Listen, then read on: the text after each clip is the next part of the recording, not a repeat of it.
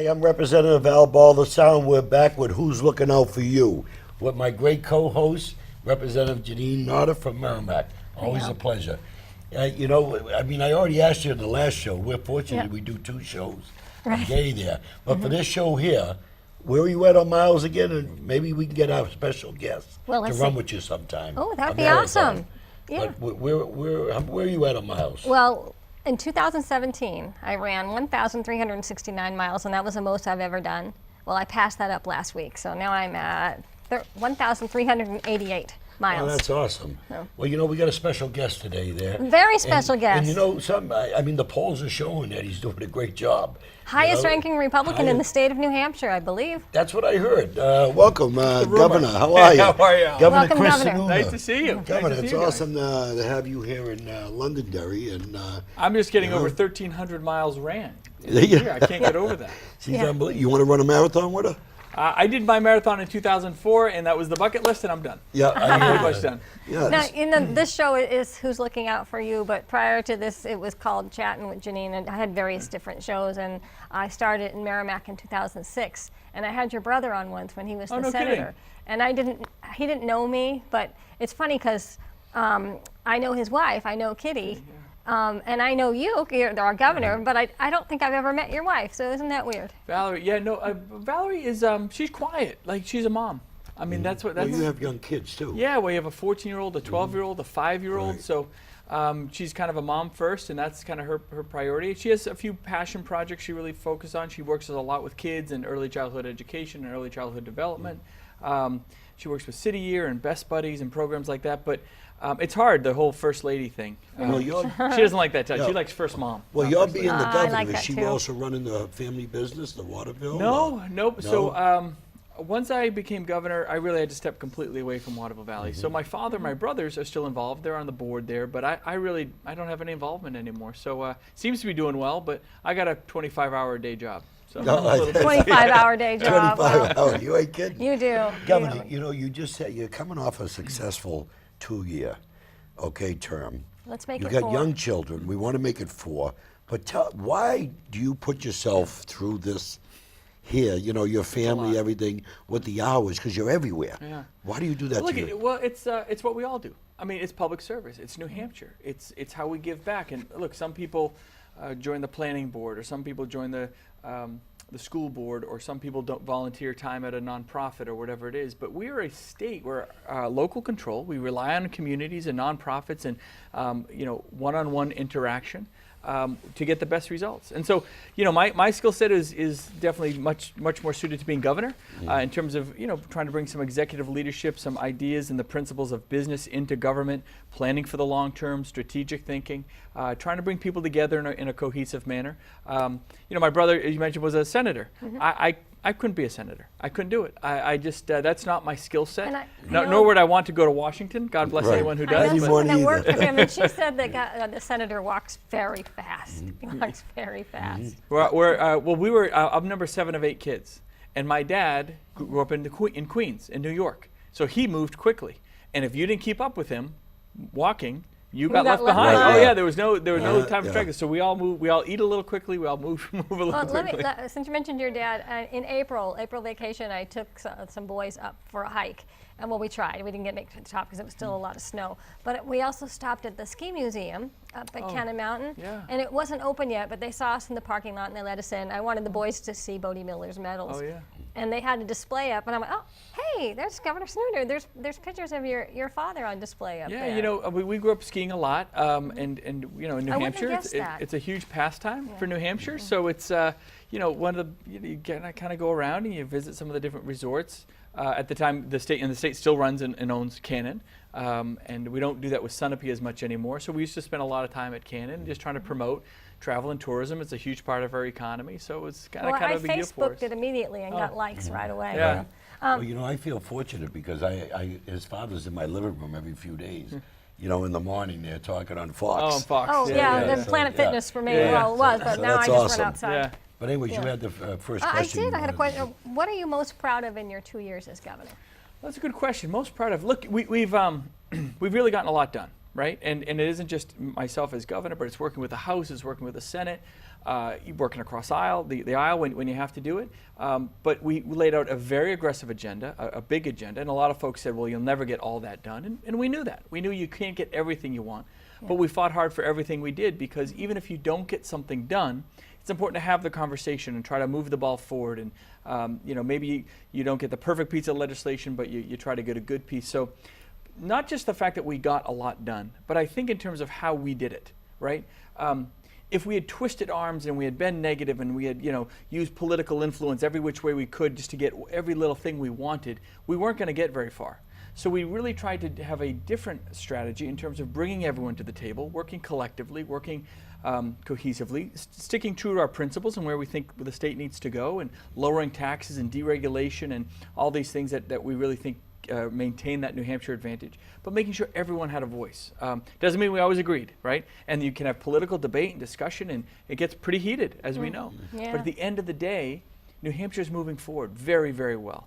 And we see a lot of the rancor and all that kind of stuff happening down in Washington. That's not here on either side of the aisle. And because of that, we can get to the next issue and fight for the next issue. We don't burn bridges. We don't let the negativity ruin what can be a very collaborative relationship to get things done for the state. So in terms of what I'm most proud of, in very tough times, very polarizing times, I think we've all worked very well in the State House.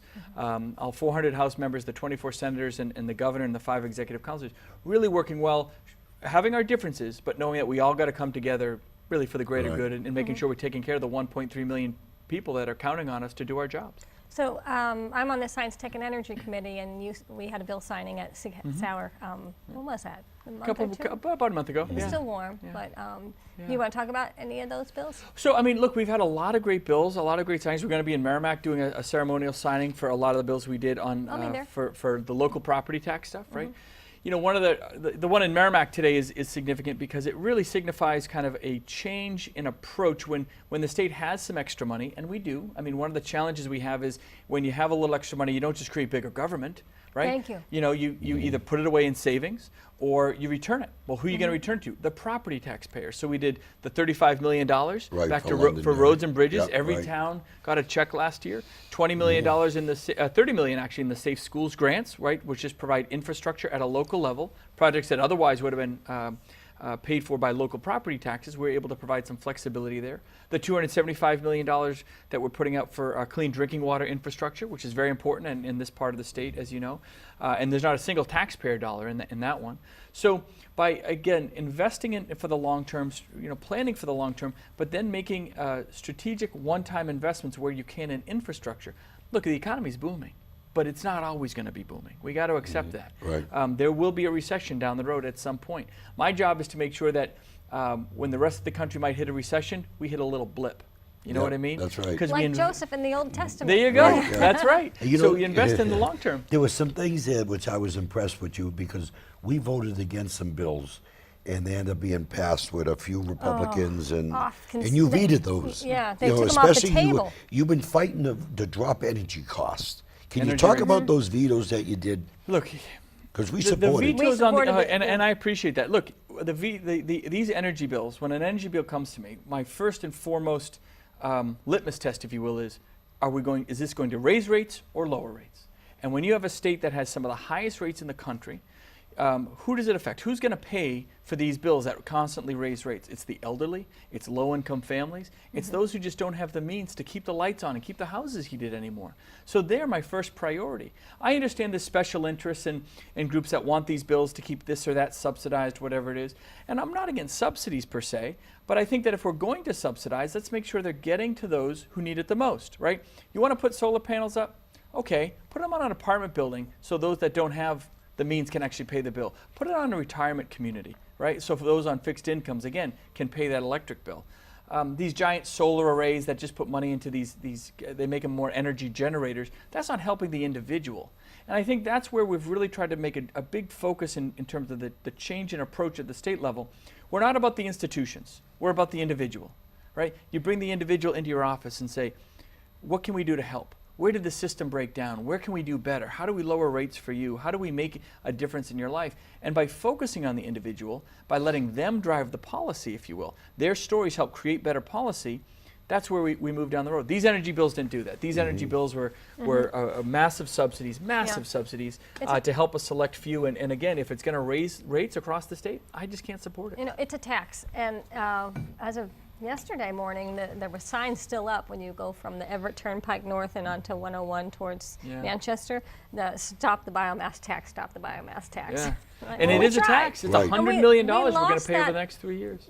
Sustaining the veto by one vote. One. One vote. You ain't kidding. You know. And that's a great. We have 400 members in that house, but as you guys know, every vote counts. You ain't Yes, it kidding. does. Every And vote this counts. term What killed us especially. here this last session was we had 35 or 40 Republicans weren't there. We had a bunch, 30, 20-something Democrats, but we had more Republicans that were missing. Yeah.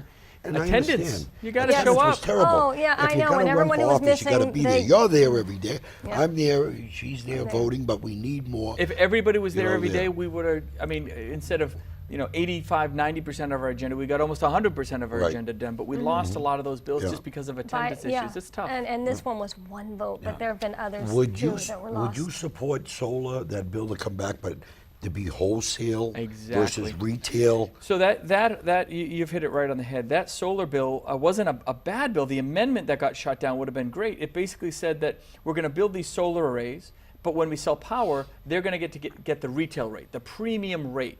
And who pays for that? We do. Consumers. Right? It's passed But if down. they get a wholesale rate like all the other power generators do, even playing field, equal opportunity, I believe in the rules and I believe fairness Right. for everyone. Right. So Right. you do that, I'm 100% behind it. There's- So Not to picking your winners or point, losers. there's always a way to get it done. That's right. There's I always agree. a way to bring it back. And we get it done. tried with that amendment there, Yeah. because I was on the committee. I was filling in. The Mike Harrington inside- amendment, Yeah, I the think. Mike Yeah, Harrington. it was a good one. I voted in committee for that. Yeah, would have been Oh great. yeah, he spent a lot of time inside Yeah, I checking did. energy. I bills. bet. I was on Yeah. 3 committees. I was vice chair, Veterans Affairs, State and Federal Relations. I sat on labor, Yeah. and then also I didn't know you were in labor. Yeah, I was in labor also. They put me in there because there was a little push with union and Yeah. other stuff there on some legislation they Yeah. were trying to pass. That was going to cost the state $43 million. A lot of money. The FMLI bill. Yep, yep. You know? Yeah. So, I mean, since we know where we are in the last 2 years, what are your priorities for the next 2 years? Where you Well, a lot going? of priorities in terms of a couple of things. We've created new infrastructures in a couple different things. Whether you talk about mental health or opioids or DCYF abuse kids, we've really created new structures. And I say it all the time. A lot of times, and to be a little political, folks will say, the Democrats especially, well, just put more money to it. If you want to fix it, pour more money to it. That's just pushing harder in the same direction. And sometimes you have to make sure certain things are being funded. But if you want to really have change, you've got to have the courage to push in a different direction and take a step back, bring in new leadership, bring in a new structure. So maintaining and kind of managing some of these new structures we put in place is going to be critical. We got to keep the business taxes going. The other side wants to get rid of business taxes, the big business tax cuts, sorry. Don't forget the Right. business tax. So wait a minute. The business tax cuts that are in line to come up, we got to keep those going. I think there's more we can do on deregulation, which is I think we can cut them helping even business. more. There's always With all that opportunity. excess money coming into the state, I think we could do it again. Look, they said if you cut taxes, you're never gonna have a balanced budget. We cut taxes, we drove business into the state, and we have more money than we know what to do with, frankly, right? So It works. I'd The like free to, enterprise I'd like to put more works. money into the rainy day fund. I think there's more we can do with schools and education. I think people are finally understanding, things. The concept of school choice. School choice is not public versus private schools. School choice is what choices are we giving the individual student in public, private, wherever, for them to dictate their path. Right? Are we giving them the ability to take computer coding in the 6th or 7th grade? Or can you go to your CTE, your career in technical school, in the 9th or 10th grade? Are we allowing students that graduate, are we making sure they have real workforce ready skills on day one so they can either enter the workforce or go to community college or go to the university? By focusing on the individual and letting them design their path, that's real school choice. And I think that's where we can really change the dynamic in terms of being able to retain workforce in the state. Right. This. know- Yeah, I just want to throw something at you here, so there's some stuff going on like this Molly Kelly that's running for, and I know Yes. the governor's a nice guy, but I'm not. She's running. I served with her, okay, and in the House, and she was in the Senate. She's a tax and spender, okay. She thinks government is the answer Yeah. and not the people. That she knows better how to spend the money. Now, I know she's been criticizing the governor, so I'll let you go on that. Right, because I was at an energy right? summit yesterday, Yeah. and you spoke first, and I was a little bit. I thought it was a little bit insulting that they had her come in and speak because you're the governor and she's not. But Well, it's fine. but, It's fine. I mean, we have very contrasting opinions there. You know, Yes. my point is very clear. If you want to support this legislation that a lot of times gets passed for political reason, but raises rates, just be honest about it, right? If you're going to fight for that stuff and why you believe in it, but it does raise rates, be honest. But you can't say you're going to fight for those bills and you still believe in lowering electric rates. You can't have it both ways. That's Right. being dishonest. Right. So I'm always open to a good debate or discussion about where we want to go, but let's start having an honest conversation about what we're talking about, especially with something like energy rates, which affects the elderly, it affects the low-income families, it affects businesses. I mean, Yeah. businesses. One of these companies manufacturers walks out of the state because they say we just can't do your electric rates anymore. You're losing 1,000+ Right. jobs in a moment, and it just takes one to walk out. So you got to show that you're willing to stand up and fight for this stuff, even if it might not be popular, right, and politically convenient. You got to fight for the individuals that are paying these bills. well, we have more than one energy summit a year, and everyone there's a business there that says, look, if you want us to stay in New Hampshire, you've got to do something, and we keep trying. And Well, you know what my concerns are, and what I keep hearing, and I'm kind of aggravated about it. Molly Kelly and the liberals, okay, and I say liberals, okay, attacking you for going down to D.C. I know you and I were down there once together. You were in a meeting with the vice president. I was in a veterans leadership meeting concerned, you know, to make sure we're taking care of veterans here in New Hampshire. But you're being attacked for going down there to D.C. It's the only way to get things done. You got to build relationships. Yeah, You got to go down. You got to talk to these folks. Let them understand what the needs of the state are. And I have to say, this administration, the Trump administration, wants to work quickly. How much money did you get for opiates, by the way, that came in from D.C.? $45 million over the next 2 years. We made our case. We said, look, the president has spent some time here. He knows how bad the drug crisis is here. He wants to help. It's a passion of not just his, but Melania's. Yeah. They have kids. They They get were it. both here. They were both here. Wait, you were here, weren't you here when the president was here? Yep. Yeah, Yep. I No, thought we, so. no, we, Oh, we yeah. met him on the runway, and we're at the event at the Manchester Community College, I which was had great. front row seat, had my Yeah. name on it. I'm like, Of course, I took care of a lot of them in Exciting. New Yeah. Hampshire because I was all over the country Sure. with them. Yeah. Sure. It was fun. And, anyway, but this money, you know, when I sat with the president and the vice president and the drug czar, and I went down and we, you know, built relationships there, and we said, look, we're a small state. We don't have a lot of bureaucracy. We're at the tip of the spear in terms of the crisis. By investing this money in New Hampshire, we can create a system that's nimble. We can create a system that's community driven. We can change the dynamic of how we're going after this, and we can become a model for the rest of the country. And they said, we believe in you. And we got a bigger increase in our funding than any other state in the country why because we do you- made the case. so I know, why we're are a these little Democrats small attacking state. you for bringing in money to the state? Whatever they can do. Yeah. I don't know. You know. You know, Don't ask me to Yeah, pontificate you know what I mean? on the where I just get wise so of them. aggravated because we run for the people. We run to keep government out of their house, out of their pockets, and live within our means. And we see you doing that.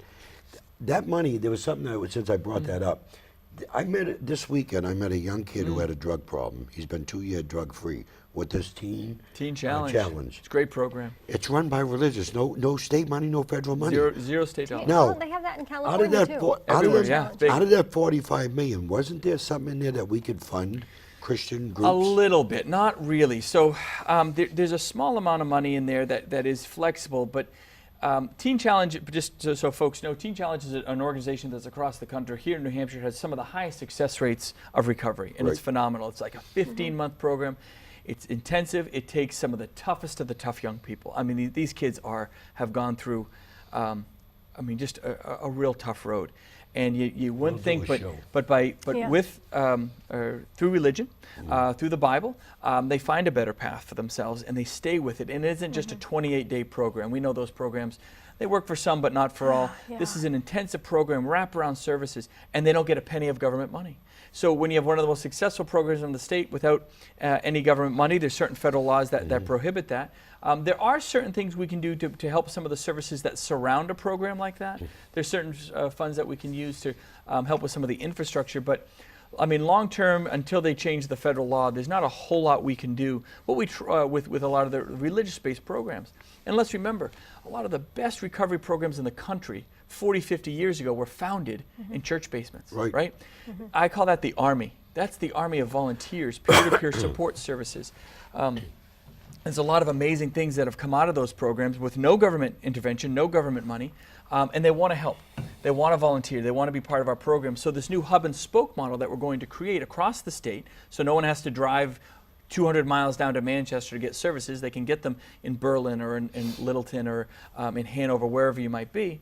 A lot of these programs will have those same types of wraparound services, and the volunteer army in those communities can be part of something right in their backyard, which I think is going to be very that's special and awesome. create a model for the future. I was very impressed with this kid there who 2 years clean, and he's giving back. He's helping. He was out raising money, and They I do. donated some money Yeah. when I seen him at the store there, and he told me the history. It's a of it. powerful program. Right, and that's I had why a former I think we need to see what drug we addict can on do my to get the on the money other and do show. whatever we can. Yeah. And I actually talked to your office there. You have Mrs. Colantano, who does Yeah. an awesome job. She's God from bless Pam. Londonderry. Yeah.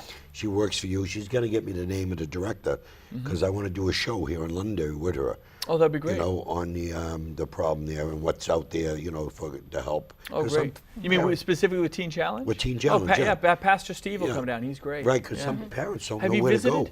No, I have. I'd be honest. Oh, we visit should do it. that. It Yeah. is definitely. eye-opening. You walk through there and you go, wow, how can we not be promoting this? And they do so much with so little. God bless them. I mean, it's really amazing. That's a proven point where you don't need government.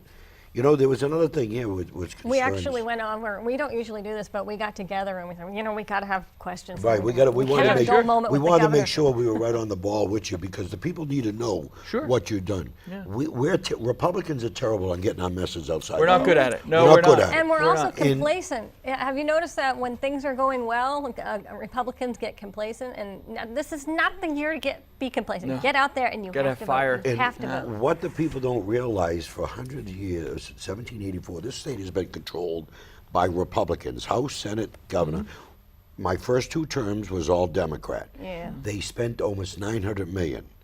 Okay, 2,000. we had a surplus out. about 87 million. They blew that. They put taxes on fuel oil. They put taxes on more taxes, cigarettes, gas They spent taxes. and everything. $75,000 just redoing one One bathroom bathroom. on the 3rd So floor. we finally remember that have, story. and the reason why, being up there 12 years, we finally have a governor who's got, what's in our surplus now? Over $100 million. Over 100 million. Just for this okay? year. How much money have you given back to the cities, that Yeah. excess?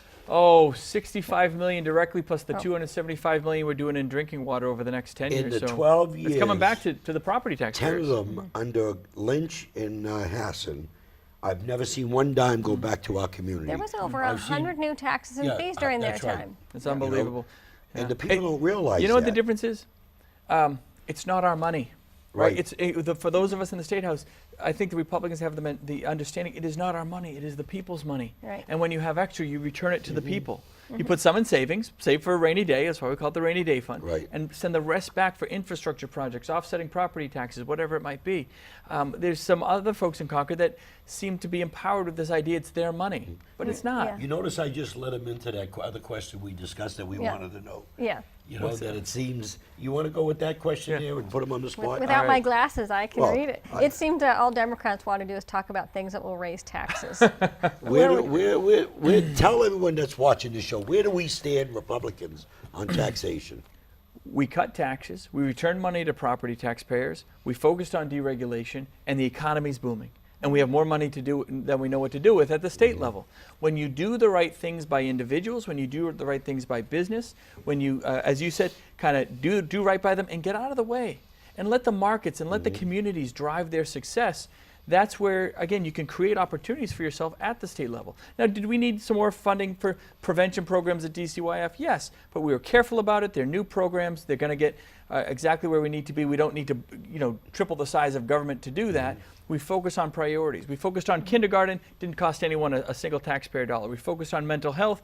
It cost maybe $10, $15 million, but a lot of that is one-time money, creating these infrastructure situations out in the communities to address the issues and without creating long-term mandates, because again, at some point the economy is not going to be doing great, right? And we got to have that flexibility in our remember system Joseph in the and Old not Testament. lock ourselves into a deficit You long brought term. up DCYF.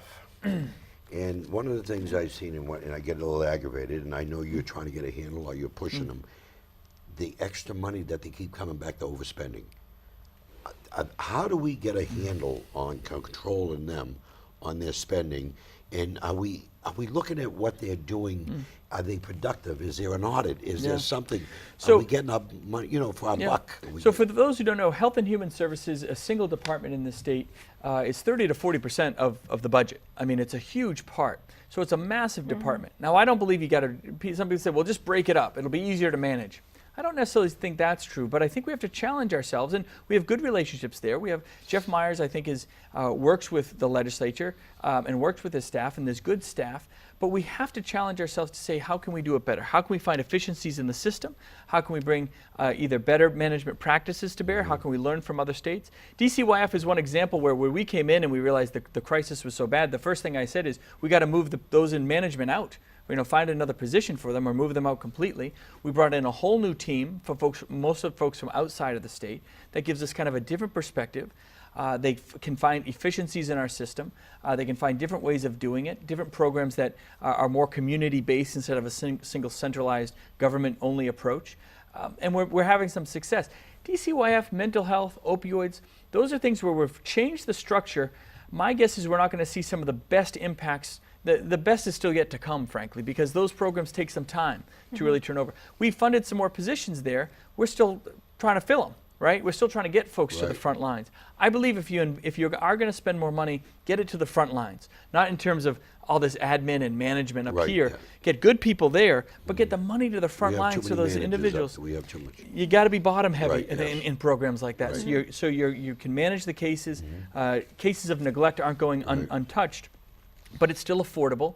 And again, to your point, we could still cut taxes and get those benefits. Yeah. We can still find efficiencies and get those benefits. And But the court it's a big case. department. It is. I think Jeff Myers, the commissioner, does a pretty darn good job. But there's always ways to keep looking at the internal departments to see where efficiencies Because can the be court found. settlements are killing us. I mean, we just had, what, 80, 90 million? The in court settlements, I mean, there. we're dealing with court settlements from 4, 5, 6, 7, We had 8 years ago. 250 under even Bill O'Brien. Under a law we passed there on the Medicaid beds, the tax there killed us, 250 million, I think. People that just was. weren't watching for Right. years. And some of those departments, they just weren't watching. And again, we have a much better structure in Right. place. We're creating accountability. I mean, accountability in government. What a new concept, right? Yeah. But that's what you need. What are the metrics? What are our goals? What are we striving Right. for? If you meet those goals, where do you go next? And if you don't meet those goals, what are you going to do to put in place to get there?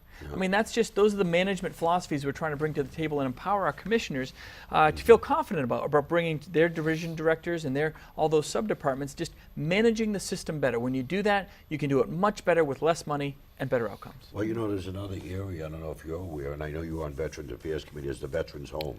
Yeah. We funded them, it used to be up to 200 beds. Then a couple of budgets ago, we funded them at 225. Right now, they're about 188, somewhere around there. That's about the census and today. the reason why, they can't get personnel to hire. They The get in staffing there. issues are really And we have a challenging. waiting Yeah, list of why? veterans waiting to get in there. Yep. Why is staffing such a problem? So staffing is a problem everywhere. We got more people are working in New Hampshire than ever before, yet we have 20,000 available jobs. Business is simply booming, especially in healthcare. So one thing that we're really focusing on is how do we get and retain more nurses, right? They simply don't have Right. the nurses. Even nurses' aides. A couple things we're going to do, and we haven't really announced this yet, but in the next couple of weeks we're going to really make an announcement where I'm looking to make a one-time investment, not long-term, but one-time investment into the university system that would double the number of nurses coming out. And you do that with the stipulation that they're going to ensure that the nurses can get training and residency while they're still in school. That way you're much more likely to retain them. The second thing we're going to do is we have an LNA program, which is kind of the nursing assistant. We have a RN program, which is like the full bachelor's nursing program. But we don't have an LPN program. That's kind of the middle of the road, if you will. We used to have those programs, and they got rid of them for some reason. Let's get them back in. I've challenged the community college. It looks like they're going to get a couple new programs into the state. Oh, that's awesome. So again, we're creating more opportunities for the workforce, for the individuals, and then you create the programs that link them into our system at the VA, at New Hampshire Hospital, at private hospitals, private providers. We're able to Become retain a them. training. And then we That's don't have the awesome. backlog, right? It's a no-brainer. But you got to focus on workforce to be able to clean out that backlog. Well, Governor, I'll tell you, you've been doing a hell of a job. I mean, even I think though we all have. you're It's a team attacked- effort, right? Yeah, it is It's a a great team team. effort. What's nice is you have an open door. And I don't know how many times, I've been in your office more, you know, the last 2 years that I've been in the 12 years up there. You know what I mean? Because we're never invited up there. Yeah, I know. I mean, We didn't feel quite with the welcome. Democrats in charge there, they didn't. Well, you got to have an open door. And it's an open door to everybody. We don't agree on every point But all the you're time. asking Democrats, questions. Republicans. That's the Yeah, nice thing. You Republicans listen. don't. You That's- gotta That's listen. the big thing there. You got to listen. Well, we got about 28 seconds left, Governor. How do people, You do know- they call your office if they have issues, or they just harass us? Oh, with no. us No, they call. Look, legislators? people call the office all the time. We got a great citizen services group there that takes care of issues from, hey, my mom is having trouble getting Medicaid, to, hey, my daughter needs help with the opioid crisis, whatever it is. So we try to be very hands-on and very out front. You know, you can go to the state website, you can go to the campaign website. There's 100 different ways to contact us. Facebook, social media, believe it or not, during Yeah. my moments of weakness, I watch Yeah. that stuff. Well, I But never- there's always something. Governor, I never got a chance, and we're not going to have the time to vote November yes 6th. on question 1. Yes, And it's absolutely. it's great on the ballot. But anyways, Governor, Hey, thank you. thank you You're guys at the for top of the coming in ballot, there. right? We'll You be know, at the top of the yeah. ballot. Thank you. Once again, this is Who's Looking Out for You. We'll see you next week.